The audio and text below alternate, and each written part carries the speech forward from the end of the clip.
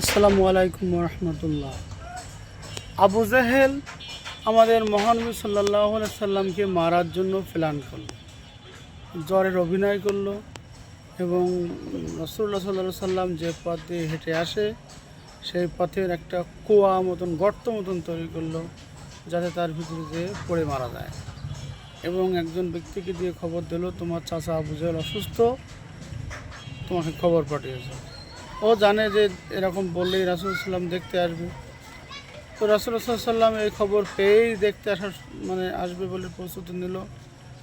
যেই ওই পথ দিয়ে আসছে, আল্লাহ তাআলা জিবরাইল সাল্লাম মারফতে জানিয়ে দিলেন ওই পথ দিয়ে না গিয়ে অন্য পথ দিয়ে যাওয়ার জন্য। তো বিষয়টা হলো এই, তো রাসূল সাল্লাম দিক নির্দেশনা পেয়ে অন্য পথ দিয়ে আসলো। কিন্তু আবু জাহেল ভাবলো, মুহাম্মদ সাল্লাম কীভাবে আসলো, আমি তো গর্ত করে রেখেছি, সে কেন মারা গেল না? তখন আবু জাহেল ওই পথ দিয়ে যাওয়ার সময় হঠাৎ করে তার মনেই নেই যে সে গর্ত করছে, সেই গর্তের ভিতরে সে নিজে পড়ে গেল। গর্তের উপরে হালকা একটা আবরণ ছিল, ও বুঝতেই পারেনি, ও নিজেরও খেয়াল নেই যে এই গর্ত আমি করেছি মোহাম্মদের জন্য।